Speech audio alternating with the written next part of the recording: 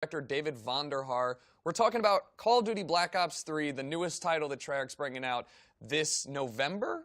Yeah, that's right. This November, they created World at War, as well as Black Ops 1, Black Ops 2, the whole series. No stranger to the series at all. I am a big fan of the entire Call of Duty franchise. Why don't we talk a little bit about the trailer? That was pretty crazy. Yeah, no, it was awesome. I mean, it was so great to make, and we always make this stuff for the fans. I mean, right. You know, we put so much into this.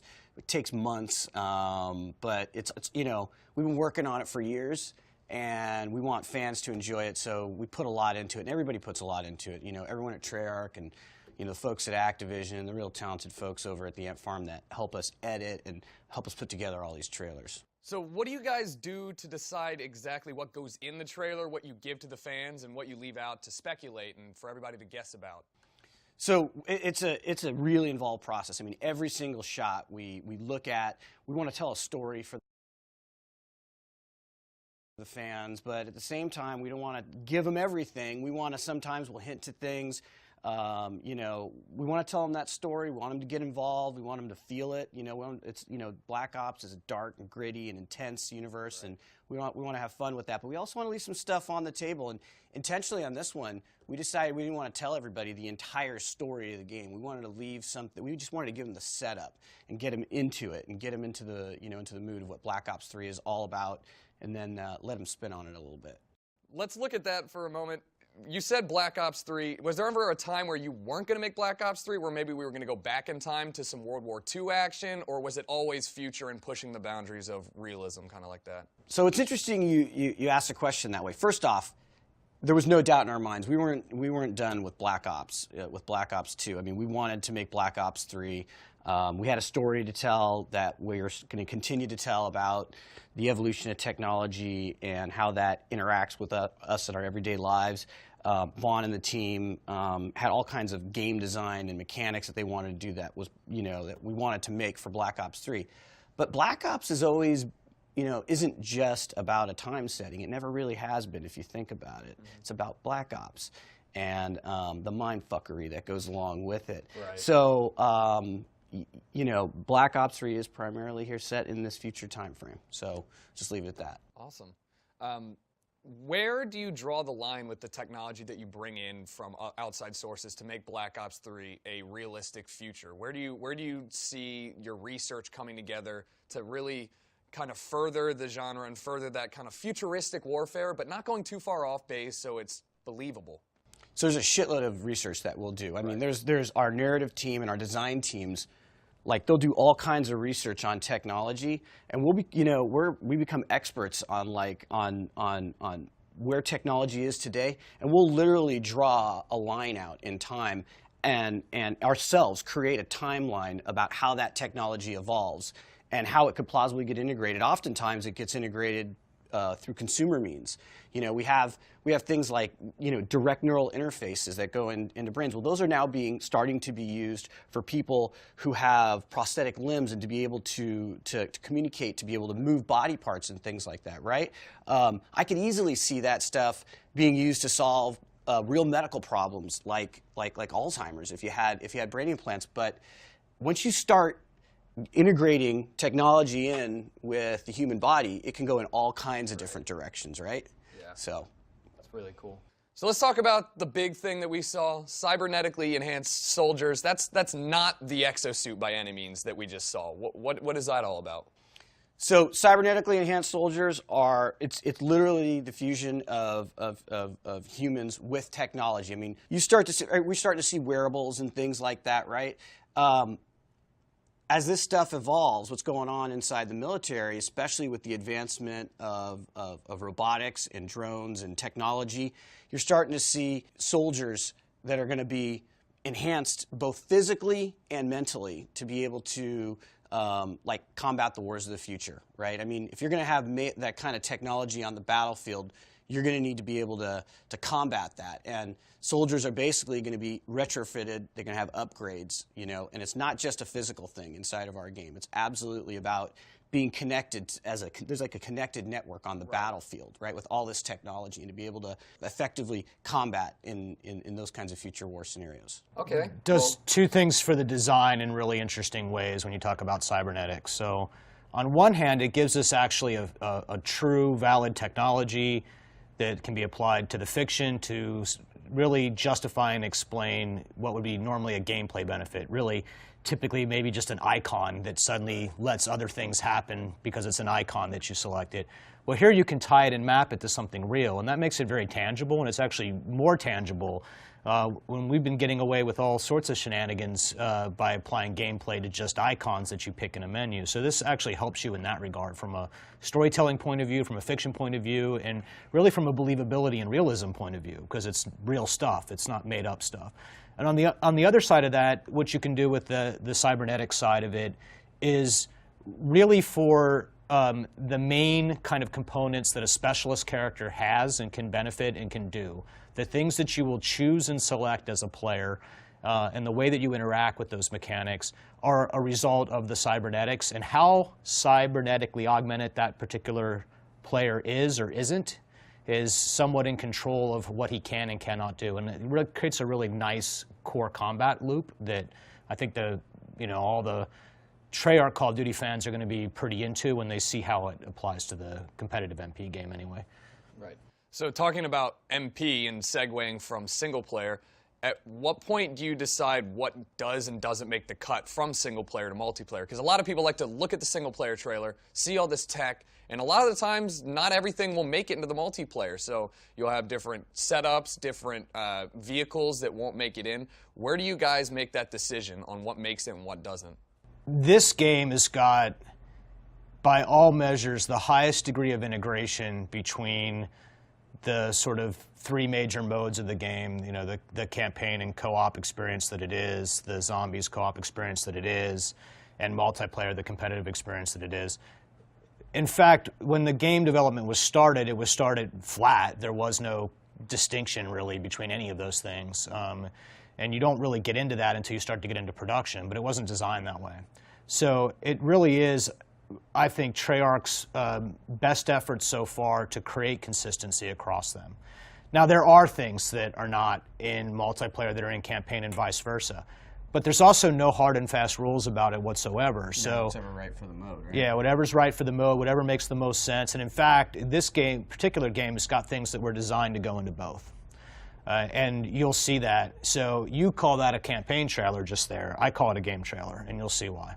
If there's one thing you guys want to take away from the trailer, is it the movement system? Is it the way the gameplay flows? What is it? Yeah, it's that Black Ops is back. I mean, like, if you love Black Ops 2, you're going to love Black Ops 3. I mean, and it's the one thing that I regret the most about the trailer. It's that you haven't actually had a chance to play it yet, but you will. I regret that. But you will. No, it feels so good. Right. I mean, there's just, and you know what? There's just so much in this game. I mean, the campaign and the multiplayer and the zombies, it's so rich. It's the deepest, it's the biggest game ever in this franchise in terms of just scope and content, and it's and just can't, you know, it's hard to convey all that in a trailer sometimes. I hope they take away and can see just how tightly we wound the combat loop and how intense the game pace is. And when you pick up the control, when you feel it, you'll know right away that this is a very tight, very fast, very fluid feeling game all the way through on both sides and even in zombies. And I think players are going to, you know, really kind of understand where we're going the second they can play it. So you guys had an extra year of development. Usually we were on that 2-year cycle before, and then with the introduction of a third studio, you had that extra year to really tune this game. How did you use that extra year? Because it's been pretty amazing. You made a whole game in 2 years. Now we have this whole extra year. You got 50% more time. What'd you do with it? Well, the Treyarch team, is seriously ambitious. So they used the time to just, I mean, they just blew this thing up. Every single part of this game is just huge. I mean, there is so much going into it. All the new gameplay features, you know, it takes time to develop those and iterate them. The feel of this game, I mean, they labored over that feel of the game until they started building out the environments. They kind of, you know, design, control, and map design, that goes hand in hand, like right from the beginning. I mean, before you start arting stuff up, these guys are just grinding on that and iterating on it. You know, quite simply, you know, if we didn't have this extra year, I don't think we could have made the game that we wanted to make. We needed this time so that we could push literally on every front, like from the co-op and on the campaign to everything Vaughn and team are doing on the multiplayer to this totally like insane zombies mode that we're developing. I mean, how much time do we have to answer this question? Because this first year, you got a next-gen game, and you've got a tool and set up for that, and that takes a lot of energy and effort to be ready to pump this kind of quality and fidelity and get the engine ready, taking apart entire sections of it and putting them back together to make sure that makes sense. And then we also did a lot of structural work just as a studio to try to put the studio in the best place it could be to make that game, and that takes a long time too, organizationally. So, I mean, there is a laundry list of things that we spent in that first year of development, and we were doing that while we were trying to figure out what kind of game we wanted to make, so all that goes hand in hand. Yeah. You talked about building the level design around the movement in the game, which a lot of people feel is extremely important. A lot of times you see companies using the single-player maps and rehashing them for multiplayer game modes. And how important is that to use the game's mechanism and of movement to fine-tune the map to really bring the best multiplayer experience and single-player experience as well? So, lanes, lanes, lanes. Frame, frame, frame. Right? That's the saying. So we keep the player in frame, we keep him on a lane, and that way you can control the engagements, because it doesn't matter what kind of movement you have if you can't get into a good head-on-head fight, right, if you don't win the fight because you have the better gun skill. These are Treyarch DNA. This is Treyarch mantra. This is Treyarch design philosophy. I mean, we do not mess with this stuff, so you know, we could do any sort of motion system, any kind of new core movement mechanic, and those rules are fundamental and they wouldn't change, and they still apply here. Hey, we're TheRace, the team that races to max prestige every year on Twitch when the new Call of Duty launches. So now that you've seen the incredible Black Ops 3 reveal trailer, click the Race to E3 button over on the left side of the page. You get a chance to win a trip to E3 2015, as well as be one of the first people in the world to play Black Ops 3 multiplayer alongside us. Enter now! Hey guys.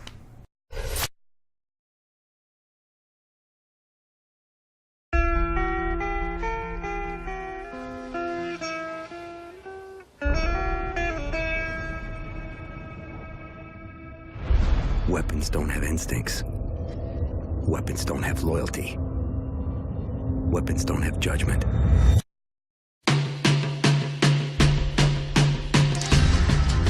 Soldiers do.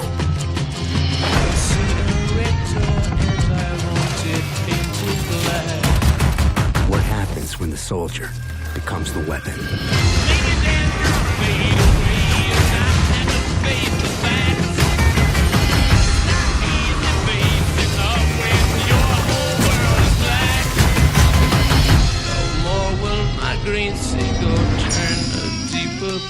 How far can we push technology? I could not foresee this thing happening to you before it starts pushing back.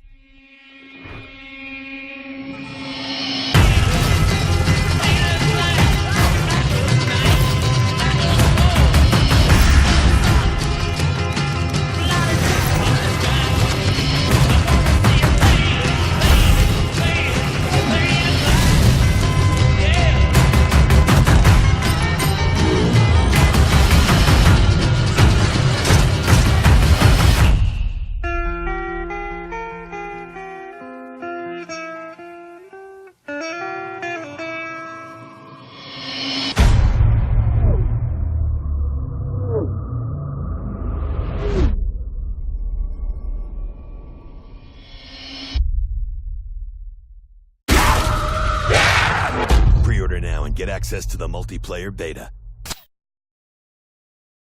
We're back. If you're just joining us again, still here with VONDERHAAR as well as Mark LAMIA, studio head Mark LAMIA.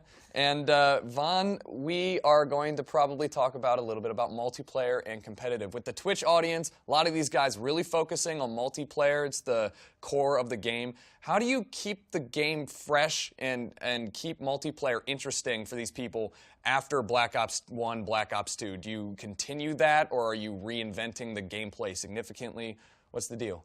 Well, man, it's just a laundry list of things to talk about when it comes to the competitive side of things. And very macro level, we're going to go and do probably a really big deep dive on this a little later in the year about what the competitive agenda is specifically. I have a lot of stuff to tell you about that. But look, Fast and Furious gameplay requires a good competitive bent. People give me a hard time internally because they say, well, you know, was it fun? And I said, well, was it balanced? And if it's balanced, it'll be fun. And I believe that, and it's in my heart, and I catch a little slack for it sometimes. It has to be a competitive game. I think there's going to be things in here that the super competitive folks find really appealing. I think there's going to be stuff in here that the casual competitive folks find appealing. It's a big audience. There's a lot of players. They all want something a little bit different out of the game.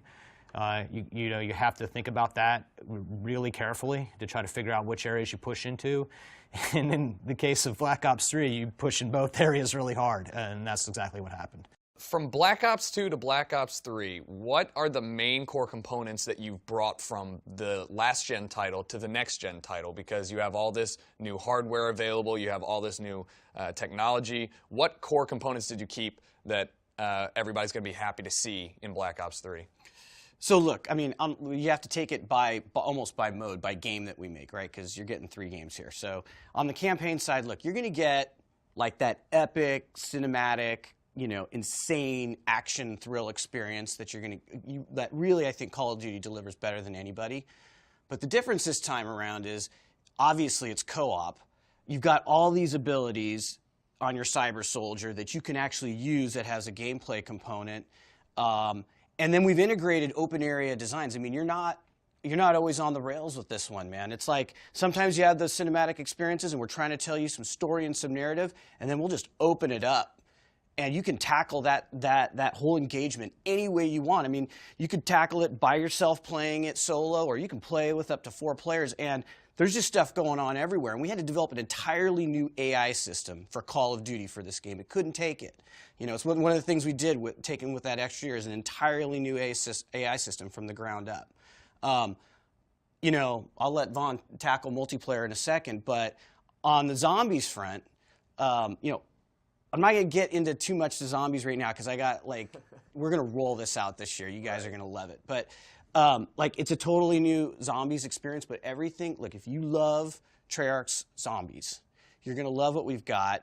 One of the things we did add to it that players have been asking for is there is a player progression system now in there, so you'll be able to level up as a zombies player in zombies, and I think that that's really cool, and that obviously takes its heritage from multiplayer, and you're gonna be able to do that even in the campaign too. There's a progression system for the player and the campaign that you're gonna have, and they all owe it to its heritage to multiplayer, but they're each their own game, and they fit inside with what those games are trying to do. This is exactly what I'm excited about. So in a way, the multiplayer competitive game is a little more campaign because of the specialists, because of the character selection that they offer, their selection, their backstory, their voice. Multiplayer's got its influence there. And campaign, the co-op campaign has its influence from the multiplayer sandbox side of things and being able to take a different setup and have that change the way that you actually play any particular level. So these things are merging, right? And it's all online, which as an online guy is the best thing in the world for me. And that's what makes this game sort of push above and beyond where Black Ops 2 was, where campaign was not multiplayer, and multiplayer was definitely not campaign, and zombies sit squarely in the middle, and now each of them sort of draws from each other, and I think that fans are going to be able to move through these things in the same way. I mean, they're not even the same executable, it's just one game. the menuing system, the navigation, the lobby, the flow back and forth, all of this has been unified, right? This is how we spent a lot of time. Yeah, man, when you do a stream on this game, you're going to be like, hey, what do you want to do now? Okay, let's play a little zombies. And you're going to play some zombies, and you're going to be like, dude, let's go play this level co-op together in the campaign. I've got all these new abilities that I didn't even have when I played it the last time, and go in and play it, and you can play it differently, and you're going to be like, dude, let's go in and play some multiplayer. And as a group, you're going to be able to hang together and seamlessly move in between each of these 3 games. By design. By design. Previously, you would talk to somebody and they'd say, "Oh, I'm not a campaign player. I'm not a zombies player," you know. And now you're saying this is a joined effort. There's very much, you're not a zombies or a campaign or a multiplayer player. You're just a player of the game. Player Black. So I think the thing that was, so one of the interesting epiphanies we had was learning out of Black Ops 2. We used to kind of think of it that way too. It's like, are you like, there's zombies people and there's multiplayer people, but you know that's bullshit. Right. You play both, right? Right. Well, it was real bullshit, man. I'm telling you, we saw the stats, and we're seeing like upwards of like 30% of the people in a single session a couple years after Black Ops coming out playing both zombies and multiplayer in the same session. And I think that was a real epiphany for us. We're like, man, these people, like, you know, they're enjoying the entire game as an experience, and they're having different experiences. And I think that's part of what has kept Black Ops so strong for so many years, is that people are enjoying it. And we just wanted to make it super easy, super simple, and allow people to just get together and play and enjoy the entire game. Look, play what makes you happy. If you don't want to play some other part, that's totally fine. But if you want to, then it's on us to make sure that you can do that simply and easily. And there's no requirement. So when you play multiplayer competitively, there's nothing required by playing the campaign game to, say, advance in the progression systems for multiplayer and vice versa, right? So, but the exposure of that, what your campaign level is, what your zombies level is, what your multiplayer level, all that's together, so people can kind of understand the totality of your identity as a Call of Duty Black Ops 3 player. And, you know, that's just smart design, really. Why don't we take a look at some of the things that I noticed during that trailer that a lot of people who are longtime fans might be extremely happy to see. Most notably, the return of gore. I saw a lot of blood going on right there, and as a player, I think that's a fun little part that a lot of games kind of miss out on.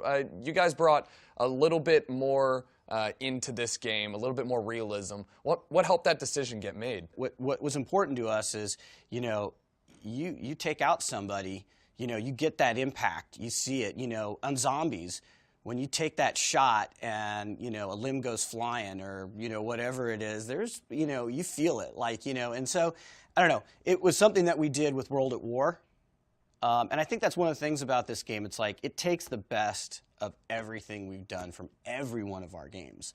And I think we tried to bring that forward in Black Ops 3, just whatever it was. And we know people enjoyed having that, and so we wanted to bring it back. Oh, satisfaction, right? The satisfaction and feedback loop. So from a design point of view, you know, if you're rocking around with a particular specialist and you put somebody down, you need to know, and you need to understand it. And one way to do that is to explode them into tiny chunks and bits.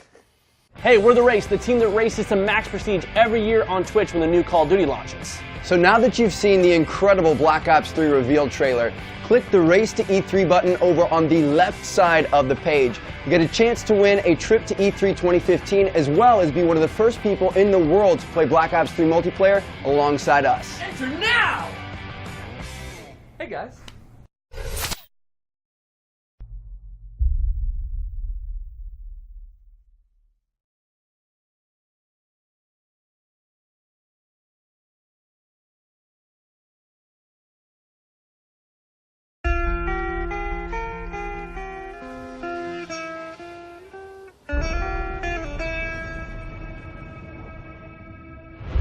Weapons don't have instincts.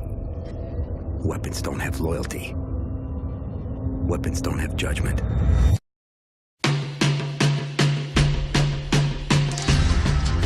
Soldiers do.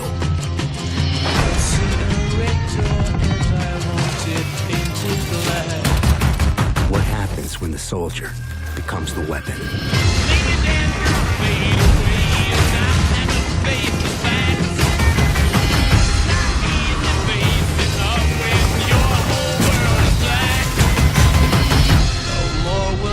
Green seagull turn a deeper the blue.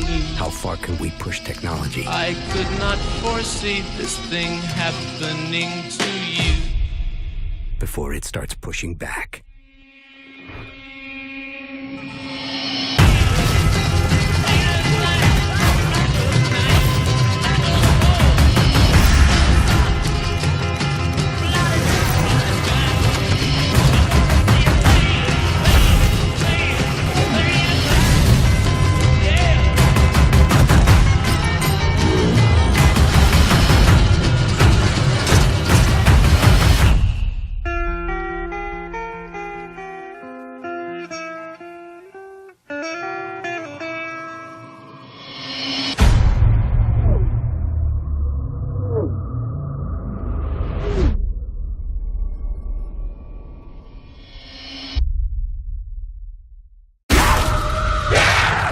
Pre-order now and get access to the multiplayer beta. Welcome back, guys. Still with Mark LAMIA and David VONDERHAAR. Let's get off of the hardcore nitty-gritty stuff about making this game and more into the personal anecdotal side of things. Is there anything that happened during this game that really stuck out to you guys? You know what? I think the thing about the anecdotes about this game have to do with us as a studio coming together to make this game and really just saying, like, you know, we always set out to make the best game that we've ever made, but I think this time we had the time to actually completely restructure our studio and try some things and, you know, not have to be on this production schedule where this game's coming out so quickly. And we, you know, we trashed some ideas. I mean, we really prototyped hard and we iterated like deeply on this game, and it was pretty intense. I'd be like, you know, I remember getting some milestones and just being like, so is Vaughn like? Well, I was like, what the fuck is this? And then I was like, does Vaughn like this? You know, but you know, and really going through it more so than we ever have before, like really experimenting and getting to like what the core essence of this. And it always came down to, like, it always comes down to fun and does it feel good, right? We can apply the, you know, there's a lot of talk about the fiction and these, you know, cybernetically enhanced soldiers and everything. And that's all, there's a lot of work that goes into that, but make no mistake, it starts with gameplay, and then, you know, and then we work out all that other stuff. Man, I was holding my breath for probably 9 months. I'm like, Jesus, what, you know, like, it took a while. It took a while. You had to learn how to have the time to fuck it up and fail and move on if it wasn't working. And when do you do that, right? Because we've been wired to do that on a particular cycle, right? So your internal clock after, what is it, 10 years, you and I, in this building together, you know, there's this point where your clock says it's time to move on, it's time to cut. My clock went off. Yeah. Right, so you have to rewire, right? But in the end, it's actually a lot healthier because the level of polish that you get to do, the amount of lessons that you learn. I mean, when you do this kind of motion, you have to relearn how to make maps. You have to relearn how to build combat around it. You have to, and with it. And, you know, anecdotally, it was scary at points. Yeah. I mean, like, when you talk about, like, when I was working with the campaign team, it was like, you know, before we were trying to, like, script particular gameplay moments that would be totally awesome and fun to play, and when we made this new AI system, we were writing script to contain the AI because it was too smart. And sometimes, by the way, that may not actually be fun. It's like, man, if you're pelting somebody and they're just hanging out behind cover the whole time, that's actually pretty smart. But it's not really fun after a while too. So we actually had to rethink how we were making the campaign for co-op, how to integrate this entirely new awesome movement system that Vaughn and his team had developed, you know, across the game modes. It's a lot of stuff. Yeah, from a game perspective, right? Not a multiplayer perspective. So a lot of everything we were doing in the first year and even a year and a half really was not for any particular part. It was for the game. And I mean, I personally spent time in this room that we're in now, you know, working on something that's not in the game. But if we hadn't have done that, we would not have known what to do and not do. And you have to learn how to do that stuff. And you know, I think that stuff will find its way, and if it hasn't already kind of influenced the game in other ways. But I don't think I've ever worked on something for so long that just we don't have as we knew it then, right? So I think that's okay, though. And then thank God that anecdotally we had the opportunity to do that and learn. So you talked about taking risks, and there were just things that did not make the cut, things that just did not make it into the game. Do you have any examples of things that, you know, Vaughn said he was working on something for a while and he just ended up not having it? Do you have any examples of those things? Yeah, most of Vaughn's work early on in this game I cut. It's funny because it's true. Yeah, we tried all kinds of stuff. I mean, I'll get anecdotally on the campaign side, but to get the right formula that we wanted for what a campaign game would be, it's like we took it the entire, you know, we go to one side of the spectrum. We'll do this a lot in design where we will just go to an extreme. And so we had to work on that to get that right balance between making sure we have something that feels cinematic and epic, and you can do narrative and it can have variety, because players just, you know, they play each level, they want it to feel different, right? And then, but we also wanted, but it was so fun to have some of those open-ended area gameplay, and on top of that, with all the new mechanics that we wanted to bring in. And so, yeah, we had to cut stuff on that front and bring things forward on this front. You know, it really was an iterative process getting where we got to. And what we did is we struck this beautiful balance between everything you love about Call of Duty, but everything, you know, you wished Call of Duty had, you know, in its campaign after you'd been playing it for a while. And I really think we got a really nice balance for players that they haven't experienced before. There's two things we do a lot of. And this time around, because of the extra time, you have the opportunity to do them really well and invest in them really heavily. And if you hadn't pegged the meter, if you hadn't opened up the game world entirely, if you had not done that, then you cannot build the systems that allows you to really change the way that you play based on how you're loaded out and equipped and what things you select, you know, other than just a gun. So those things become the other things. You don't know it at the time, right? At the time, it just feels like, oh my God, that's not working. But it's later that you realize that you go from there. The other thing that we do, which always drives me absolutely crazy, but is still the absolute right thing to do every time, is we actually just almost take the entire game away. We'll like pull the whole game apart, right? We'll be like, let's just go see if anybody misses this really important feature that we've had for years for a while, and we'll put it over to the side and we'll turn it off. And I'm going, oh my God, oh my God, oh my God, what are we doing, what are we doing, what are we doing? And then you realize, actually not important, or oh my God, that's really important, right? And when you've worked on the game franchise as long as we have, right, you really got to make sure that you look at those things quite carefully. You really got to ensure that you understand what's actually truly important and what's not truly important about how the game plays and how the game feels and how the combat loop works. And you cannot do that by just keeping everything in the game that's ever existed in the game for all of eternity for 10 plus years, right? So that's why you take the whole thing apart. That's why you leave entire sections out of it for not weeks, but months at a time. And it's scary, as you know what, and but in the end, you learn what's really important so that you can craft the experience that you're trying to craft with this one. Hey, we're TheRace, the team that races to max prestige every year on Twitch when the new Call of Duty launches. So now that you've seen the incredible Black Ops 3 reveal trailer, click the Race to E3 button over on the left side of the page.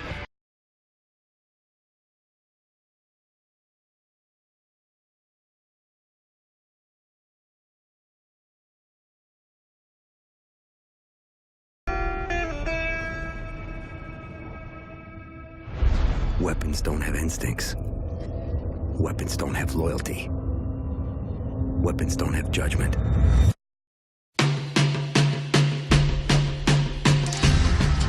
Soldiers do.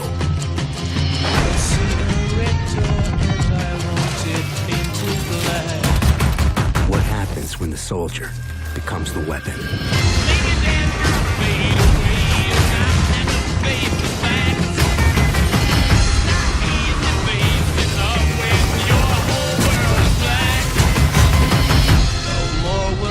Green seagull turn a deeper blue. How far can we push technology? I could not foresee this thing happening to you before it starts pushing back.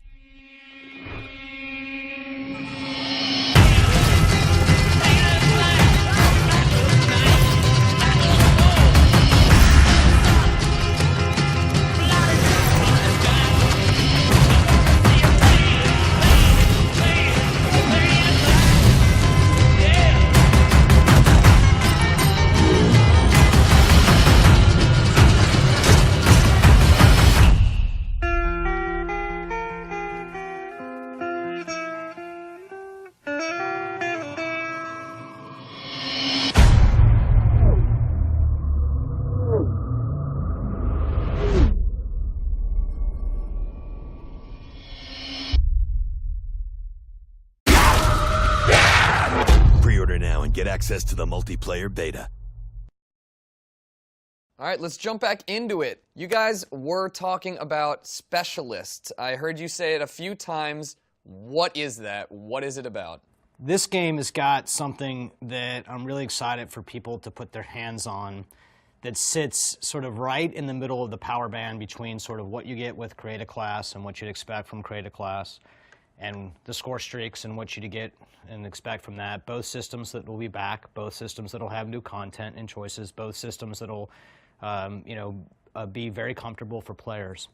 But it leaves something to be desired in the middle of the power band, and that is the specialist. And a specialist he's a hero, he's a character, he's a selectable item that players will pick. He has a story, or she has a story, or it has a story, and a voice. And you're really picking a playable character, and you have a power weapon or a power ability, and these are mutually exclusive choices, so you cannot have both at the same time. You have to decide. And you can insert that player character into the battlefield, and you're earning, right? You're building up the ability to use that power weapon, and you're building up the ability to use that ability, and that weapon and that ability is unique and special to the specialist, right? So that gameplay mechanic, I think, was going to create this really interesting dynamic that's going to happen every 1 to 4 minutes in the match per character. And it's really about, game pace, breaking the game pace and making you think. And that's something that when we talk about our core combat loop, we talk about it a lot as being really important. Yeah, I'm totally stoked about it. I mean, if we talked about it, probably the first thing we talk about is like, so what weapon are you using, right? When we're playing MP. Now what we're going to talk about is it'll be like, so who are you playing, and what weapon are you playing with, or what's your loadout? And I love the fact that the team respected, like, I think Create a Class in Call of Duty is awesome, and the Pick 10 system's back, and the choices you make there are critical to gameplay, but there's that other critical gameplay choice you're going to make, and that is what's your specialist. And it has a lot of, like, the production values around it are cool, and bringing that into the multiplayer is cool, and I think it's going to be awesome on Twitch for players to see all the different characters and even just have that variety. But the fact that it has its own gameplay associated with it, it doesn't stomp on the other systems. It's just an enhancement. It's another layer there of gameplay and decision making is just awesome. I think it's going to be awesome for people who want to stream. For variety, but I think it's going to be awesome for people who want to watch and see. And the other cool thing about it is, as you continue to play these guys, you'll be able to develop them more uniquely as well. And I think that's going to be awesome too for players. Puts a nice spin on what it means to look at a character, right, and making the character your own and feeling like a part of the game in that way. And that's what Mark's talking about, the progression of the specialist and what choices you make as you progress them through the leveling system. And and as you'd expect, it'll be really tightly wound into how the other systems work too, and all that stuff is built to go together. And it really helps create that fictional bridge that we're trying to establish in this particular game, between the co-op campaign game and the competitive MP game, and where they overlap. And there's some stuff that's in the game and other areas of the game where you can start to piece together who those characters are and what they do and where they come from. And there's all sorts of unique dialogue that they have and the way that they interact with each other, and all things that I think really kind of amp the production value of the competitive MP side up a bit and just sort of make it more fun overall, really. So we did not talk too much about zombies yet. It's not your babies specifically. You guys deal with them, but no, man. They're all your babies. They're all my babies. The studio head should have every single aspect as his own. But where do you guys see that being a progression from Black Ops 2? And besides the fact that it all intertwines, how do you guys see zombies taking that next step forward like you are with multiplayer and campaign? All right, so promise you guys, we're gonna go all out on zombies this year. You guys are gonna get a ton of it. I'll tell you a few things about it. First off, we are making it's the most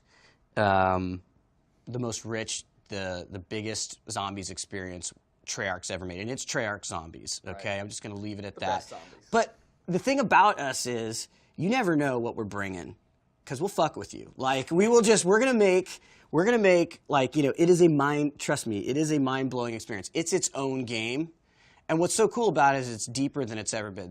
We're introducing some exciting new systems that fit within it, but don't mess with the simplicity of the thing that we all love when you start in zombies. It's just so easy to get into and play, right? And there's a beautiful progression to it, and it's, you know, getting to that next round, and, you know, I can do that the next time I play it, and all that stuff is there. But we do have a player progression system in it, which I'm not going to get into, but that's kind of cool because it really rewards your investment as a zombies player as you rank up, right? I think there's that recognition, not just in the leaderboards, but having that rank as you go through it. But the thing I want to just say is, like, in total, zombies players are going to be blown away. That fan base has been just awesome to us, and we love that they love the game. It's really the only reason it exists, because, you know, we say it now, Call of Duty Zombies, but if you had said that, you know, a half a decade ago, you know, it doesn't flow as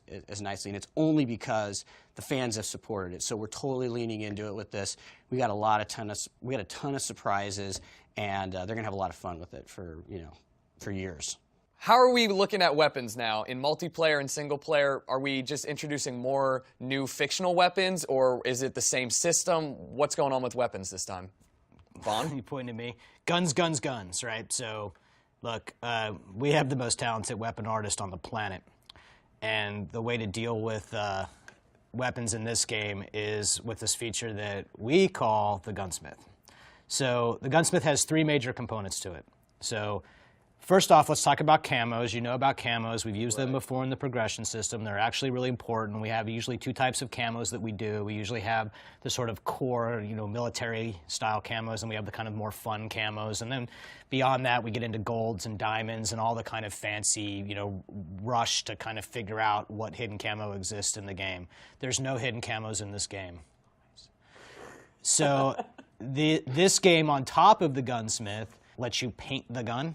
So this is a type of camo editor, or in layman's terms, emblem editing for weapons, right? So you're actually you're putting decals on guns, and you're painting it the way that you want. You're applying material surfaces and properties to it, right?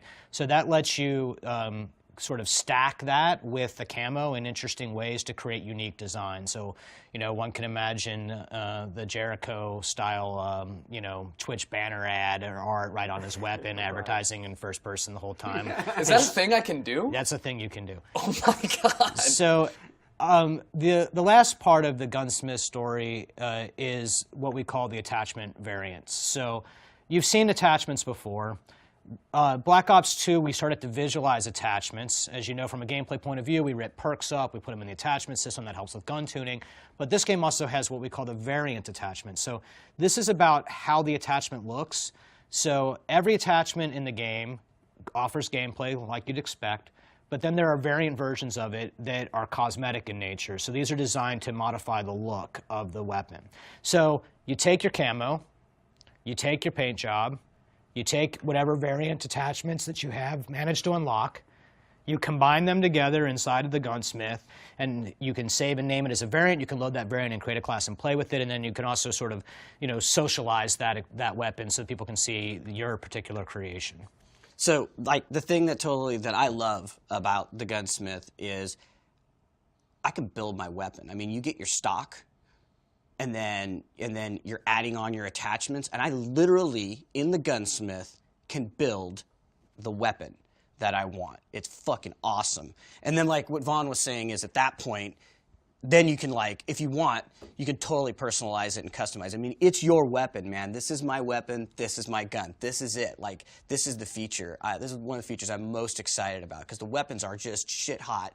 They look awesome just as is, and then you can personalize it and you can build it out. It's just sick. I mean, you can add twice as many attachments as you've ever been able to. So in your pick 10, you could be like, you know, you could add up, in Black Ops 2, we could add up to 3 attachments, right? Boom, you want a 4th? That's fine. You could do that. You want to go 5?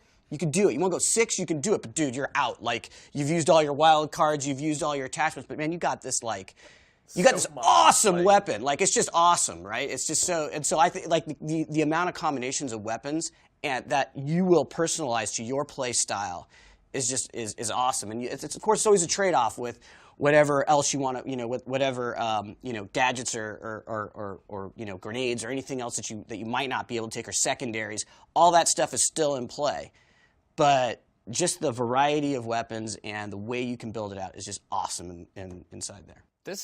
That is the single most exciting thing I've heard in a while from like a longtime Call of Duty fan. Customization has always been something that everybody's excited about. You wanted to get that red tiger camo. You wanted to have your gun be the special one. And with the emblem editor in Black Ops 2, you had that extra little bit so you could actually see, I killed you with your own weapon. Like, that hurts. That hurts. Now my neon pink and green camo weapon is truly my weapon. That's really exciting. It seems like customization is huge this year, especially for you guys.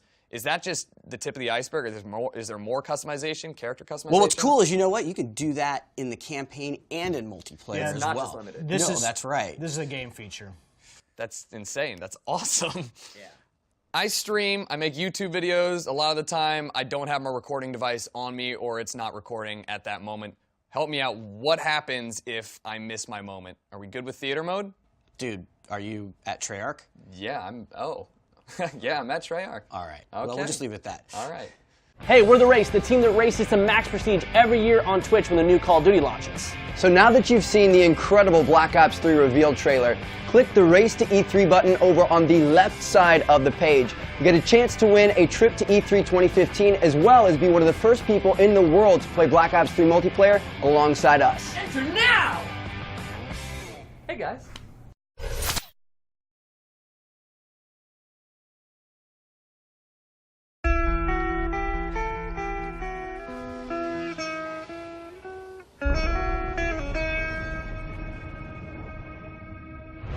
Weapons don't have instincts.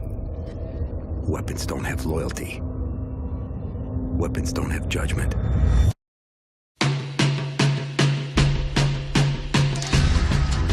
Soldiers do.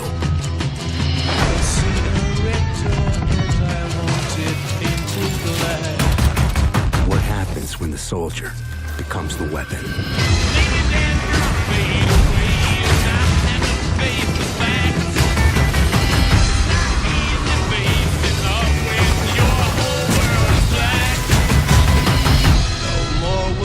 Green seagull turn a deeper blue. How far can we push technology I could not foresee this thing happening to you. before it starts pushing back?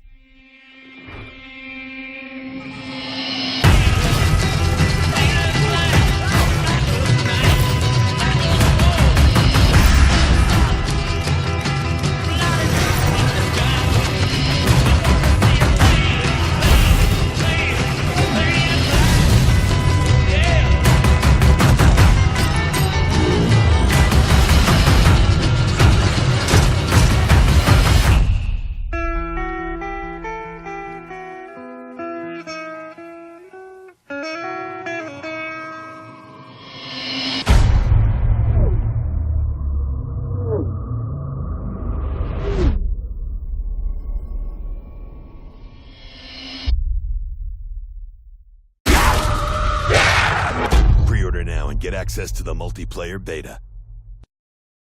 You guys are really kicking ass this year with the whole brand new Black Ops 3 developmental cycle. You got an extra year and all that stuff. And as we get close to E3, you guys have some announcements. I'm going to be there. We're going to bring some of these viewers here. What do you guys got for us at E3? Yeah, I'm totally stoked about E3. For the first time ever in the franchise, we're bringing multiplayer to E3 for like on the show floor. It's going to be awesome. I mean, and I think that's the thing about this game. It's like you got to get your hands on this game. It feels so good. And we know that not everyone can make it to E3. Right. So for the first time in 7 years since we did it on World at War, for the fans, we're gonna have a multiplayer beta. And I'm going to drive Vaughn crazy with that. But like, it's just awesome. Look, we believe that you need to play.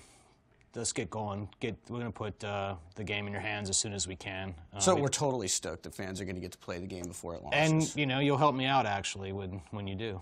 Yeah, you guys are going to take a lot of the feedback from beta and use that as a way to fine-tune the game even more. It's been one of the biggest things we've all asked for is let us play the game early, please. We all want to. It's exciting, right?